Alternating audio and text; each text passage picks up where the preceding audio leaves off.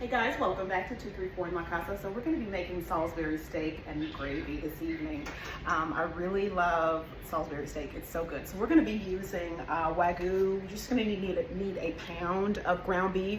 You can decide whatever kind of ground beef you want. It's fine, but I'm going to be using a pound of Wagyu, and it was on sale, so $3.94, pretty good price. So we'll use this for the Salisbury steak, and you're going to want to have a deep skillet, kind of similar to mine, for your gravy and onions and all that. Okay, so I'll bring you all over and show you the ingredients, and don't forget to like, share, comment, and subscribe. See y'all in a second. All right, guys, so we're going to start with our beef broth. You can use a beef broth that's already made up in the store. You're going to need about 2 to 3 cups of beef broth, or if you use beef base like me, this is the beef base that I'm using. It does give a richer, better taste, in my opinion, the chicken base and the beef base. So you'll just want to use 2 to 3 teaspoons of beef base, and then 2 to 3 cups of water to make the beef broth for the Salisbury steak. Okay guys, so I just decided to go ahead and do 2.5 teaspoons of beef base and 2.5 cups of water. You're going to want to boil that so that it can combine and turn into a broth for you. Out of this 1 pound pack of Wagyu ground beef, you're probably going to get about 4 Salisbury steaks out of this, so you can double this recipe. If you decide to do more than a pound, then of course you'll want to increase your beef broth for your Salisbury steak. For our bread that we're going to be using for the Salisbury steak, because you're going to need a binder, okay? So along with your egg that you're going to be using, I'm going to be using sourdough bread. You can use any kind of breadcrumbs that you would like to use. I just tend to use some bread that I already have, and I'm going to cut this up, crumble this up into little crumbs. And then we're going to soak our bread in some half and half, okay? Or heavy whipping cream or whole milk. That will give moisture to your Salisbury steak. You don't want to add dry breadcrumbs to your ground beef. That's a meatloaf or Salisbury steak or any kind, because it gives your meatloaf and your Salisbury steak or whatever you may be making that's supposed to be moist and juicy, it dries it out. So that's why we're going to soak this just for a few minutes in some half and half whole milk or whipping cream. And so I'm going to pour some of this half and half on top of here, and you just want enough to saturate your bread. You don't want to pour a whole lot where it is, like a whole lot of half and half, just enough to saturate the bread. All right, so we're going to let these breadcrumbs sit here and soak up that half and half, and it just needs to sit for about 15 minutes. Okay, and so then to this 1 pound of protein, I'm going to add some olive oil. And as I'm salting and peppering, just keep in mind I'm going to be using other seasonings too, so I'm not going to add a whole lot of salt and pepper, but I'm going to be using Cavender's, and Cavender's has salt and pepper in it as well. So I'm just going to season this just a little bit with ground black pepper and pink Himalayan sea salt, and I'm not going to use a whole lot of it, as much as I would normally use, like if I wasn't going to use Cavender's. Okay, I'm going to add some oregano, and like I said, you're just going to want to add this to taste. And oh, I'm sorry, that's the oregano, and then of course Cavender's.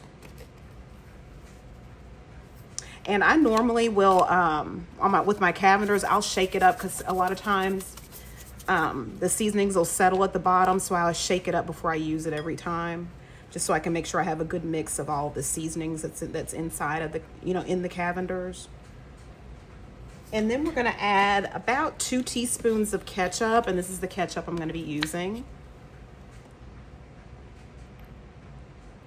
And then we're going to use about a teaspoon and a half of Dijon mustard. I'm just going to use a spicy brown. We're going to get this combined. Just make sure to not overwork your meat, okay? Overworking it just doesn't come out very tender, and you want to try your best. You want your Salisbury steaks to be tender. And as you mix in, you may decide that you want to add more seasonings. So, you just kind of want to season to taste. I'm going to add just a little bit more Cavender's. It smells really good already. And I'm going to use a little bit more oregano. And just a touch more of the spicy mustard.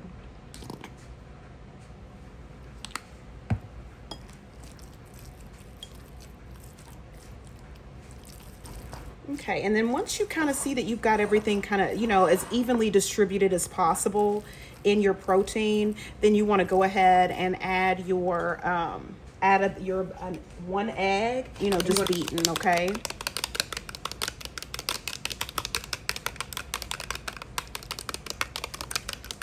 And this is going to act as another binder for your steaks.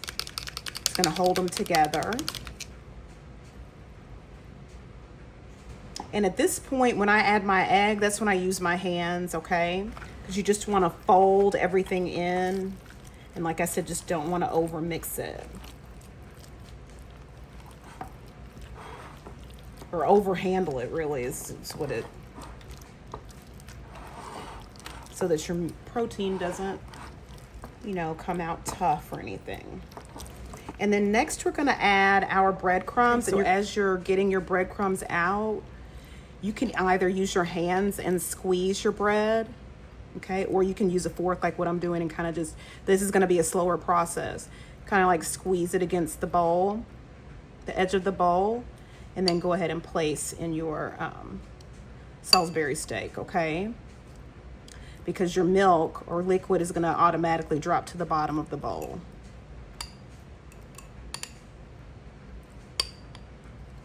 And we're just going to use about 1/4 cup of these wet breadcrumbs, okay? All right, guys, so we've got about 1/4 cup to 1/3 cup of these wet breadcrumbs. We're going to just go ahead and work those into your protein. Yeah, so this is similar to my process of making meatloaf. And so now we've got those breadcrumbs added into the protein. Okay, got it worked all the way in. And I see a little bit of egg, so I'm going to go in and kind of work that in a little bit. Okay, so I've got that evenly distributed throughout this protein.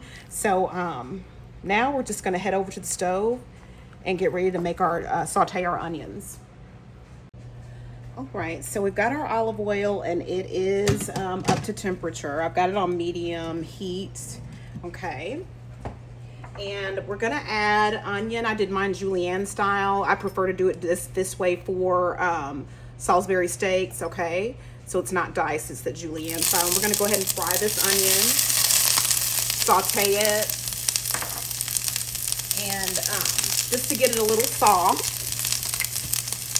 And I'm gonna add some kosher salt, just to help those vegetables start sweating. And we're just gonna saute this for about 3 minutes or butter to it as well. And the butter really adds some additional layer of fragrance and a great taste for the onion, okay? So you can add butter if you would like to, or you don't have to. So we're gonna remove the onion from the heat and we're gonna get ready to add our Salisbury steak to the skillet. And we're gonna sear the Salisbury steak. And so you're gonna wanna turn your skillet up to a medium-high heat setting. And I'm gonna add some butter to the skillet to sear our Salisbury steak in, okay? And that's about 1.5 pats of butter.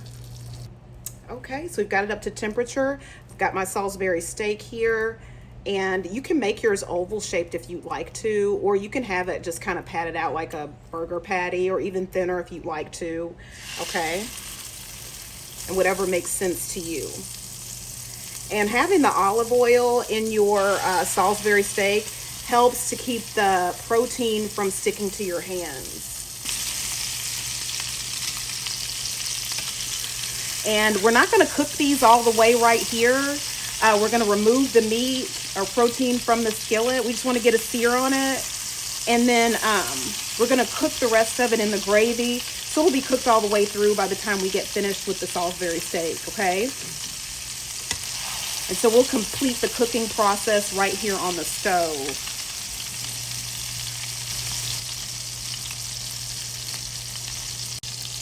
All right, guys, so we're going to go ahead and take this out of the butter, and we can just place it on the same plate with the onion. And all the drippings and all that you're going to want to leave in your skillet. And of course, you can use a cast iron skillet too. I just chose not to use one this time, but leave your drippings and everything, because this is what we're going to use to make our Salisbury steak gravy. So all that goodness right there, that's what we're going to be using. and it's gonna make up a great gravy. Okay. And so now we're gonna add in our beef broth, or in my case, the beef base that I made on the stove, and the water. Okay.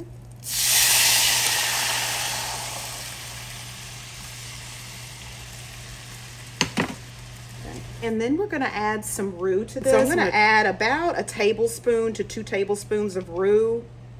If you don't have a roux, you can just use some flour. But you know, if you just add the flour to this raw, it's gonna have your flour is gonna have a raw taste. It's gonna add a raw taste to it. Okay, so we're just gonna whisk that roux right on in. And I'm gonna go ahead and add some black pepper. And you're just gonna add enough pepper to taste. And I'm gonna add some Worcestershire sauce, okay, about a teaspoon or so. And I'm gonna go ahead and add a little bit more roux. And what you wanna do is get your gravy to your desired thickness, okay? And just know that once you add your onions and your meat, you know, your protein back in, and continue cooking, because you're gonna continue cooking this so that your protein cooks all the way through, your gravy will get a little bit thicker too during that process. And I'm gonna add just a little bit of ketchup in here, and some of the spicy brown mustard, just the same things that I added to the protein. Only difference, I'm gonna add some granulated granulated onion powder as well, okay? We didn't use that in the protein. And just gonna add enough for taste. And that's just to enhance the flavor of the onions, especially for people that you may be, that may eat some of your Salisbury steak, but don't like, you know, the onion itself. They'll still get the onion taste in the gravy. And then I'm just gonna add a little bit of pink Himalayan sea salt. And I'm gonna add some of the Cavenders to this gravy as well, okay?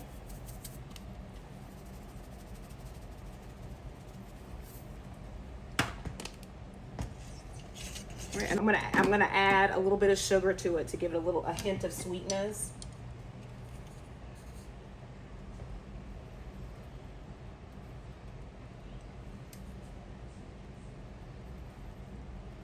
And I'm gonna add a little bit of Tony's to it too. I can't get away from it. I was trying not to do it, but I love Tony's, so I'm gonna add a little bit of that. I was trying to not, but it's like it's missing something.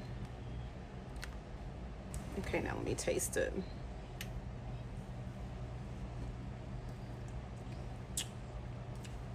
It's perfect. All right, so I'm gonna go ahead and add our protein back in.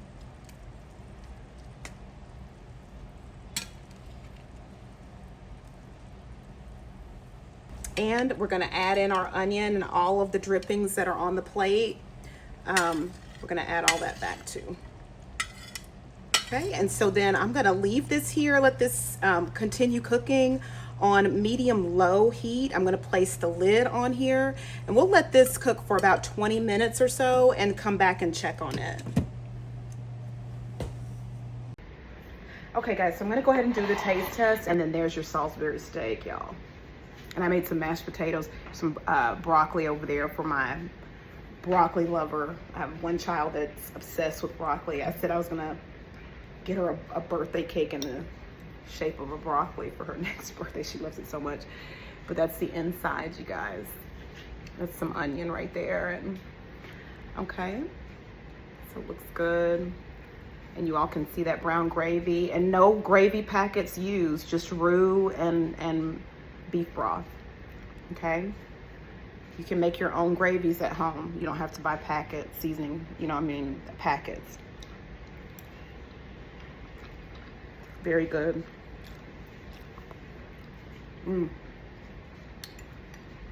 So tender, so tender. The moisture of the bread, it makes your meatloaf, meatballs, and Salisbury steak and stuff like that, it makes your protein so tender. I'm telling you, it won't be tough, it won't be dry if you soak your fresh bread in some half and half or whipping cream, okay, or whole milk.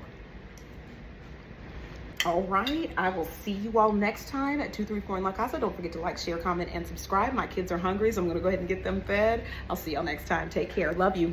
Bye.